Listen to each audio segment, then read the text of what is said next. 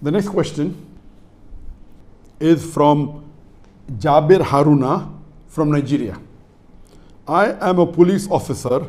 Is it allowed for a public officer to accept gratification and gifts from public which one does not demand for? Another question from Anonymous, India but living in Dubai.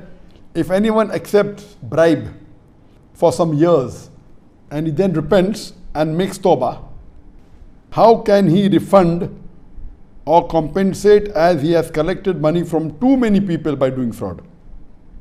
Brother Jabir has asked a question that if he gets gratification or without demanding some gifts as a police officer, then is it accepted or not? Our beloved Prophet ﷺ said, it's mentioned in Sahih Bukhari, volume number 9, hadith number 6979, that the Prophet told one of the persons to go and collect zakat. So when he comes back, he tells the Prophet, this is your money of zakat and this is the gift I received. The Prophet replies that, will you go and sit at the home of your father and the home of your mother, and do you think you'll get these gifts? And the Prophet gets very angry. And immediately when he's addressing the people, he tells, O my people, I had appointed one of you to do an important task for me which Allah had entrusted on me, referring to collection of zakat. That person comes and gives me and says, this is the zakat money which is for you and this is the gift I received. I told him that, will you go and sit at the house of your father and the house of your mother, and do you think you'll get these gifts? Then the Prophet says that, O people, you do not take a single unlawful thing. Otherwise, you will carry that with you on the day of judgment. The Prophet said, do not take any single thing unlawful. Otherwise, you will carry that thing with you on the day of judgment to Allah. And the Prophet said, I do not want any of you to be seen carrying a camel which is grunting, or a cow which is mooing, or a sheep which is bleating. That means the Prophet has prohibited anyone from taking anything extra and unlawful.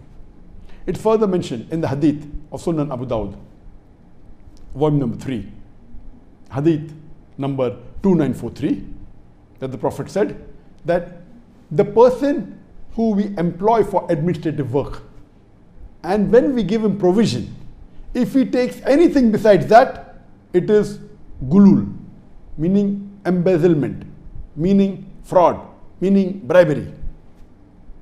It's further mentioned in the hadith of Sunan Abu Dawud, volume number 3, hadith number 2945, that the Prophet said that if we employ anyone for administrative work, and if he comes with his wife, if he doesn't have a servant, he may have a servant.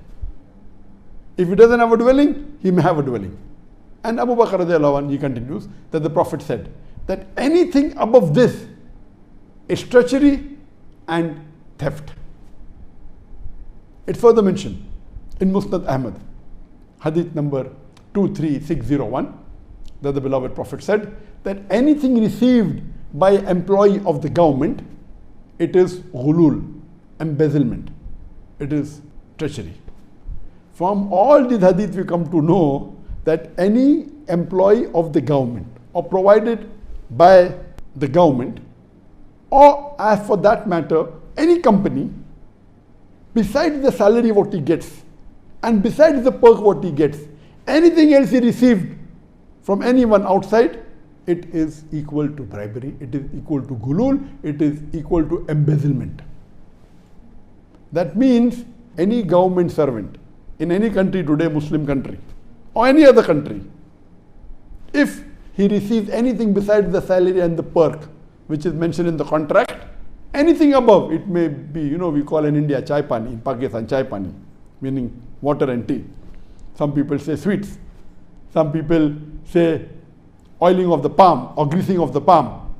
Some people say under the table. All these things, gifts, any gift, direct or indirect, besides the salary and the perks that has been given officially in the contract, anything above that is bribery. So as far as the first question is concerned, asked by the brother in Nigeria, if you are a police officer or working at any post of the government, besides your salary and the perks that is given by the government, anything else is counted as bribery. As for matter of fact, if a person is working on a high post or any post in a private company as a manager of the company, he's getting his salary, he's getting his perks, he's getting his allowance. Above that, if any of the clients give him any gift, a watch or anything else, this is counted as bribery according to the beloved Prophet Muhammad. It is counted as gulul, embezzlement. Regarding the second question, a similar question that is asked by Anonymous India, that if anyone accepts bribe for some years and he repents and makes tawbah, how can he refund or compensate as he has collected money from too many people by doing this fraud? And as you know that bribery is the 32nd major sin in the book of Al-Kabair by Imam al-Dhahabi. Amongst the major sins, Imam al-Dhahabi lists bribery as number 32. It's mentioned in the glorious Quran, in Surah Baqarah, chapter number 2, verse number 188, that use not your wealth as bait for judges in order to eat other people's wealth.